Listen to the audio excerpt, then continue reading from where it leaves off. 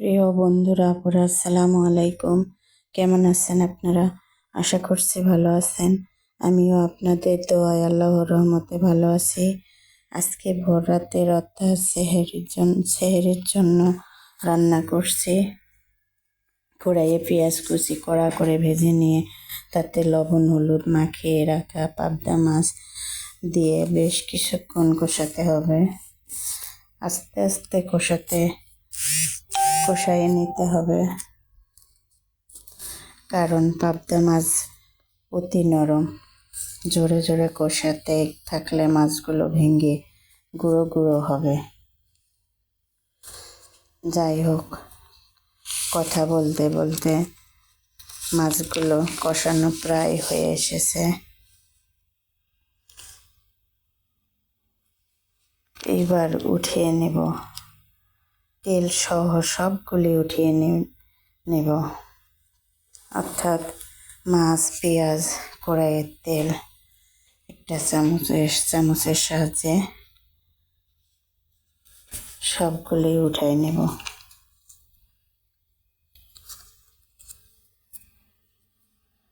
একে একে প্রায় সব শেষের দিকে ওঠানো।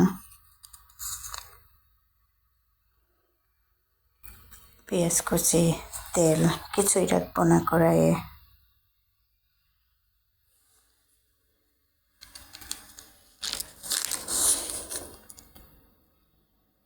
এই তো প্রায় শেষের দিকে।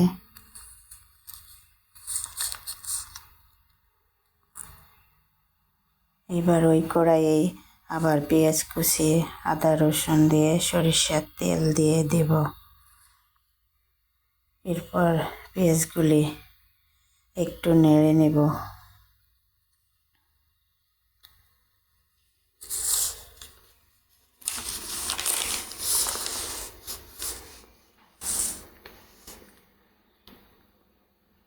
পেঁয়াজগুলি একটু তেলের সাথে মিশিয়ে নেব। পেঁয়াজগুলি এইদিকে হতে থাক। এরপর একটু লবণ দিয়ে দিব, যাতে তাড়াতাড়ি পেঁয়াজগুলো নরম হয়ে আসে। তারপর চলে আসবো রাইস কুকারের কাছে,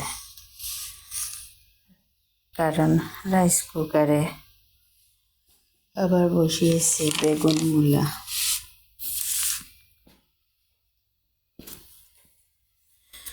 আমি যে পাবদা মাছগুলো পেঁয়াজ ভাজার কষিয়ে নিলাম, সে মাছগুলো মূলা বেগুন দিয়ে রান্নার জন্য পেঁয়াজ মাছ তেল সবগুলো দিয়ে দেব বেগুন মূলার মধ্যে। সবগুলো দিয়ে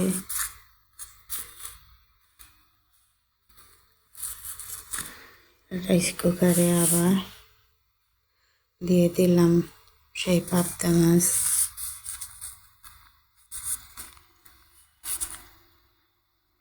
একটু হালকা শুধু করে নেব, নাড়িয়ে নেব। এরপর ঢাকনা দিয়ে রাইস কুকারে আবার ঢাকনা দিয়ে চলে আসলাম কড়াইয়ের কাছে। আবারও বেশ কিছুক্ষণ পেঁয়াজ নেড়ে নিচ্ছে।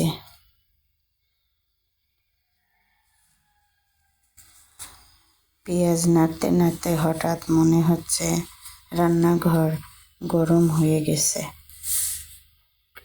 রাতের বেলা আমি দরজা জানালা সব বন্ধ রেখে রান্নাঘরেরও গ্লাস বন্ধ করা আছে।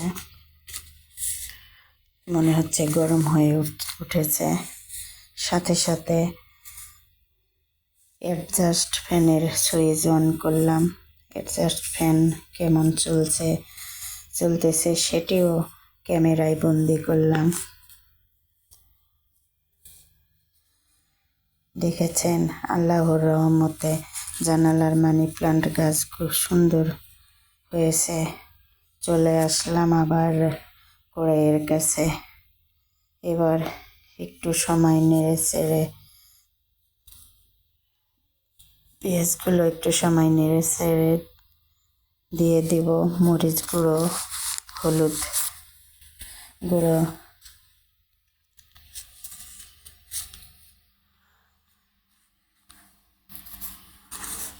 হলুদ দিয়ে ভালোভাবে কষিয়ে নেব।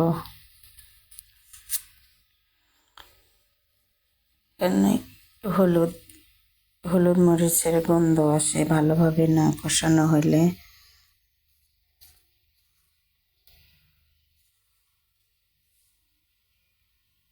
যাই হোক, কষানো শেষ। তার উপর দিয়ে দিব মাংস, আলু মাংস ধুয়ে রাখা ছিল।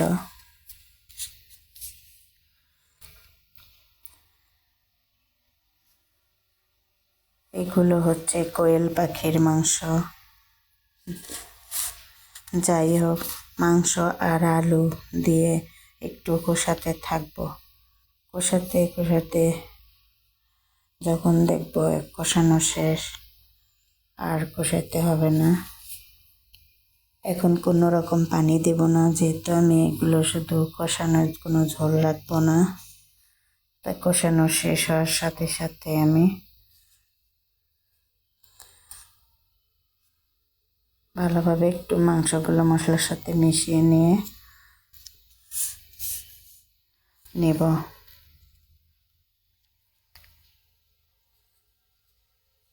এখন কোনো রকম পানি দেব না, শেষের দিকে একটু পানি দিয়ে দেব। যাই হোক, এবার কষানো শেষ, কড়াইয়ে ঢাকনা দিয়ে দিলাম। আল্লাহ হাফেজ।